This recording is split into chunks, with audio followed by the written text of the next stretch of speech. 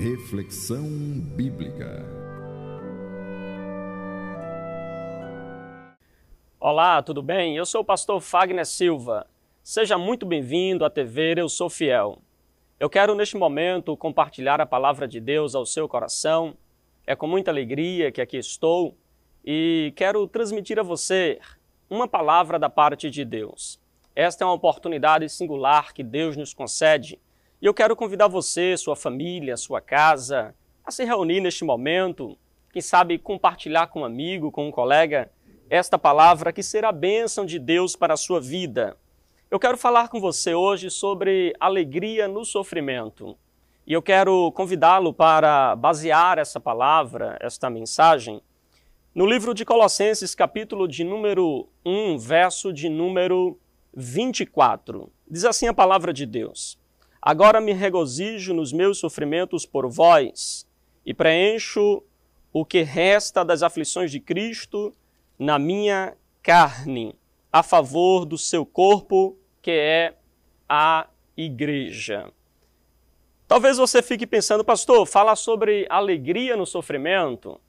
Será que alegria e sofrimento não é altamente exclusivas? Será que não é contraditório? Será que não é uma controvérsia? Pois é, queridos. Alegria no sofrimento, embora pareça ser algo contraditório, é importante que você perceba que Paulo, ele fala aqui nesse texto de alegrar-se em meio aos sofrimentos. Observem que ele diz para a gente aqui, regozijo-me nos meus sofrimentos. Queridos, por que Paulo está sofrendo? Por que Paulo está também se alegrando em meio aos sofrimentos? Por quem Paulo está sofrendo? Esta é uma pergunta importante que nós precisamos responder a partir desse texto sagrado. E eu espero que você também possa acompanhar passo a passo o que diz a palavra de Deus. Primeiro, eu gostaria de destacar que Paulo ele sofre por Cristo. Veja na parte B do nosso texto sagrado quando diz: preencho o que resta das aflições de Cristo. Primeiro, precisamos entender que Paulo não está dizendo aqui que vai completar as aflições de Cristo como se ficasse faltando algo no seu sacrifício vicário. Mas Paulo está falando que, como cristão, ele tem aflições que vai passar, que vai enfrentar, que vai viver na sua trajetória cristã. Mas perceba que Paulo diz: sofremos por causa de Cristo. Queridos, o discípulo ele não é maior do que o seu mestre. Você lembra da passagem de Mateus, capítulo de número 10, verso de número 24? Diz que o discípulo não é maior do que o seu mestre e nem o servo é maior do que o seu senhor. O que é que nós aprendemos aqui? É que se Cristo passou pelos sofrimentos, nós, como seus discípulos, também passaremos. Se o mundo perseguiu a Cristo, por que não perseguirá também a sua igreja, o seu corpo? É interessante nós observarmos, queridos, que as aflições, ela é a herança do cristão. As aflições, elas sempre vão estar presentes na vida de todo cristão. O cristão que não experimenta as aflições de Cristo, talvez esteja cortando as cruzes para torná-la um pouco mais leve. Mas o fato é que todo cristão passa por provações. Que você esteja ciente disso. Nós sempre passamos por provações. O próprio Cristo disse em João capítulo de número 16, verso 33, no mundo tereis aflições, mas tende bom ânimo. Queridos, devemos abraçar o sofrimento como Cristo também o experimentou. E nós nos identificamos com Cristo exatamente no sofrimento. Agora observem que a Bíblia Sagrada está recheada de passagens, e eu quero citar aqui algumas delas, de pessoas que, ao passarem por sofrimento, elas se alegraram, elas se acharam então em alegria, mesmo em meio ao sofrimento. Perceba comigo, Atos capítulo de número 5, verso de número 41. A Bíblia Sagrada nos fala que, nesse contexto aqui de Atos capítulo 5, que os apóstolos haviam sido presos, entre eles está Pedro. Eles estavam presos eles agora passaram por uma série de questionamentos, até que, num dado momento em que alguns homens queriam levar esses apóstolos à morte, e aí Gamaliel, um doutor conhecido da lei, um homem famoso da lei, ele então vai questionar aquele ato e vai dizer, gente, por que vocês querem matar esses apóstolos? Lembra que surgiu um homem chamado Teudas? Este homem juntou aí uns 400 seguidores e depois da sua morte seus seguidores se desfizeram. Da mesma forma também um homem chamado Judas, que agranjeou para si seguidores, mas também perdeu aí os seus seguidores logo em seguida da sua morte. E aí você percebe o seguinte, querido, que ele vai concluir dizendo, gente, por que a gente não faz a mesma forma com com esse homem chamado Pedro? Por que a gente não faz a mesma forma com ele, dizendo para ele o seguinte, olha gente, se estas obras, se esses feitos que eles estão fazendo são de homens, é claro que eles vão se acabar com pouco tempo, vai se desfazer em poucos dias. Porém, não esqueça um detalhe, se os feitos desses homens forem de Deus, vocês podem se achar lutando contra Deus. Então, aqueles homens espancaram, bateram em Pedro, aqueles homens deram uma surra nos apóstolos, e no verso 41 a gente vê a expressão, então, que diz que eles saíram alegres, felizes, por se acharem dignos de sofrer por causa do nome de Jesus Cristo. Queridos, a igreja não é mais fiel por ser perseguida, mas a igreja, ela, por ser fiel, é perseguida. Quanto mais a igreja trilha o caminho da fidelidade, maior será as suas perseguições, as suas afrontas. Mas observem que é preciso o cristão passar por este momento, como Cristo passou, como Paulo passou, de maneira alegre, de maneira a estar contente em Deus, não por causa das provações, mas porque se acharam dignos de sofrer pelo bom nome de Cristo. Agora a palavra de Deus também fala em 1 Pedro, capítulo 4, verso de número 15, verso de número 16, de um sofrimento que o cristão não deve passar, ou não deve sofrer por causa disso. E o texto fala lá que o cristão não deve sofrer como um ladrão, malfeitor, ou por se intrometer em coisas alheias. Veja, o cristão deve sofrer por Cristo, mas não deve sofrer pelos seus pecados pessoais. Ele não deve, então, estar chorando, se lamentando por causa de seus erros, suas falhas. O cristão deve sofrer por amor a Cristo. E aqueles que sofrem por causa de Cristo, há inclusive promessas, há bem-aventuranças para estes. A palavra de Deus nos fala no Evangelho de Mateus, capítulo de número 5, verso de número 10 ao verso de número 12, dizendo que bem-aventurado os que forem perseguidos por causa do meu nome.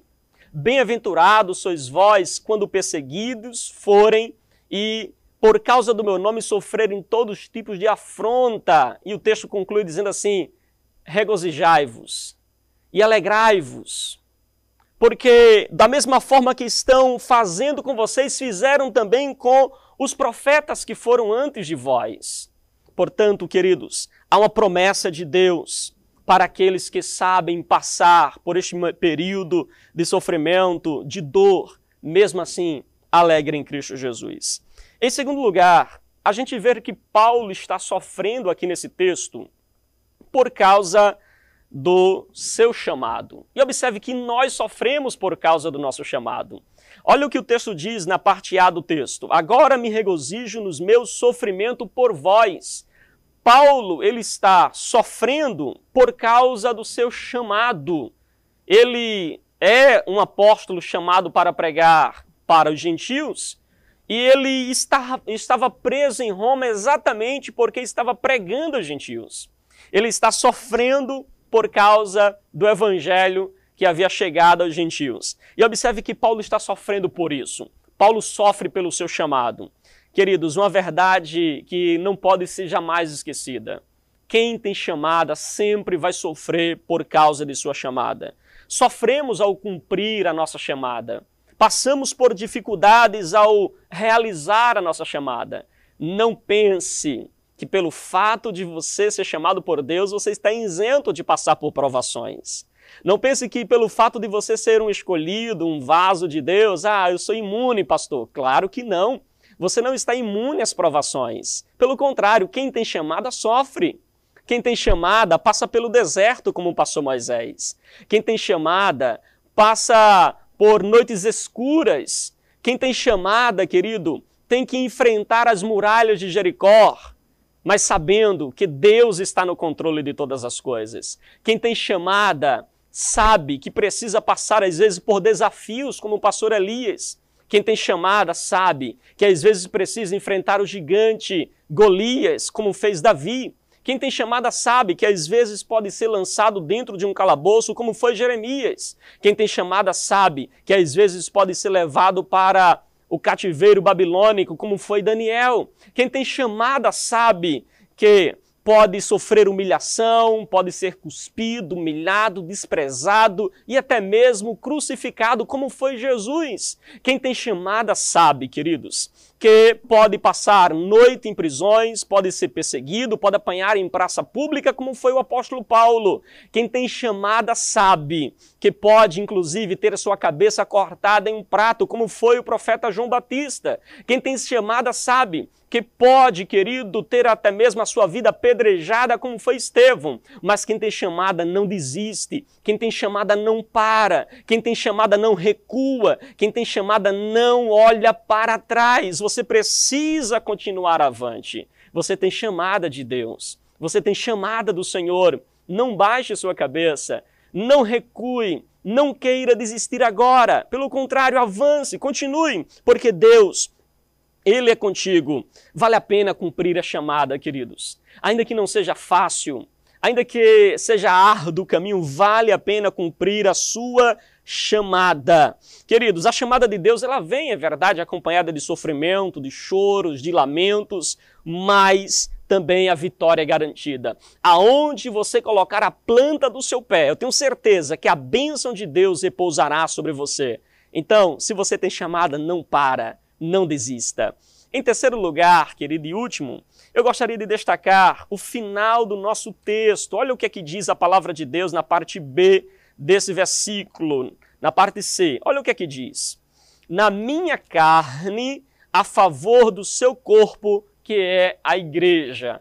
Paulo também sofre por causa da igreja. O que é que nós aprendemos até aqui? Paulo sofre por causa de Cristo, Paulo sofre por causa do seu chamado e Paulo também sofre por causa da igreja. Olhe para quem era Paulo, né? Paulo no passado e Paulo no presente. Paulo no passado era um perseguidor da igreja. Paulo no presente, ele é perseguido por causa da igreja. Paulo no passado, destruidor da igreja. Paulo no presente, ele é um edificador da igreja.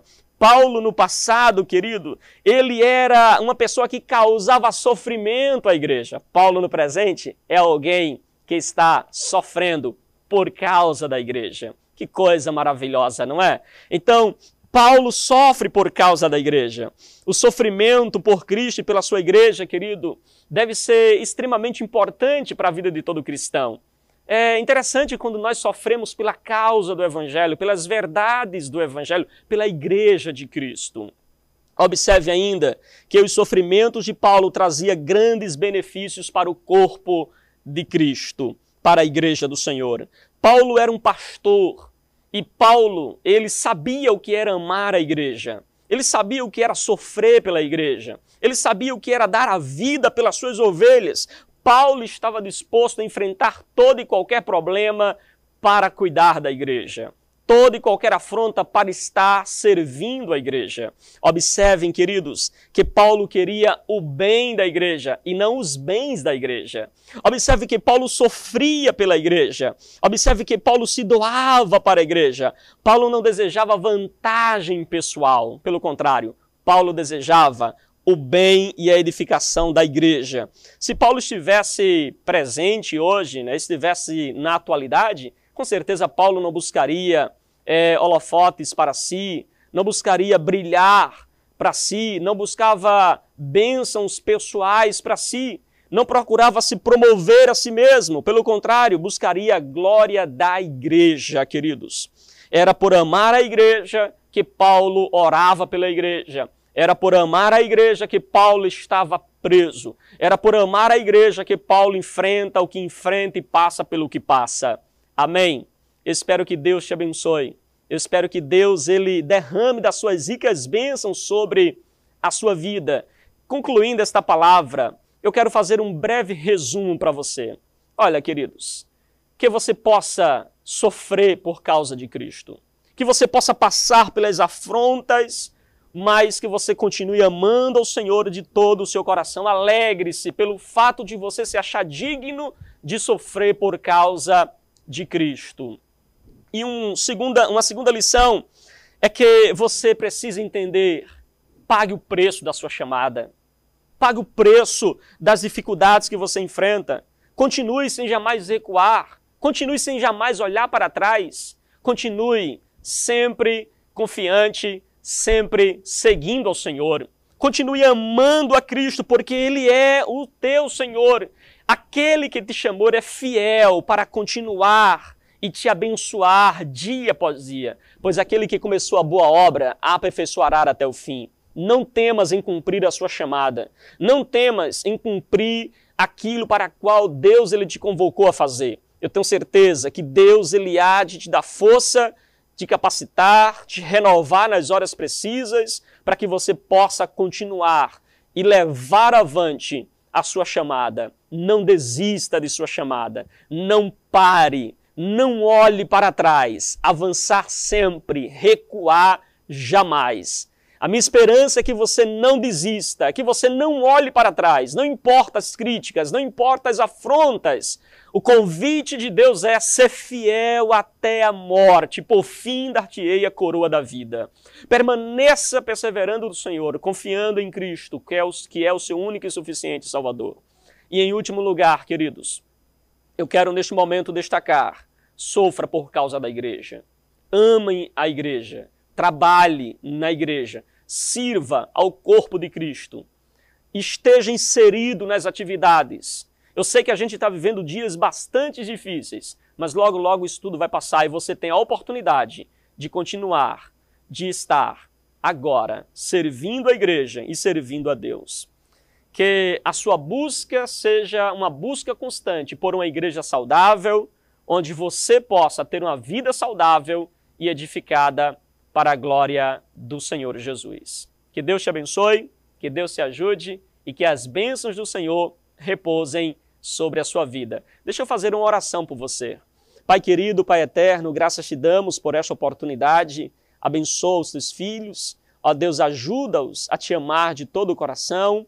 Ajuda-os a sofrer pelo seu chamado, mas não recuar. E ajuda-os, Senhor, também a entender que é preciso pagar o preço pela igreja, mas jamais desistir dela.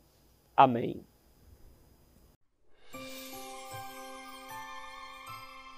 Reflexão bíblica.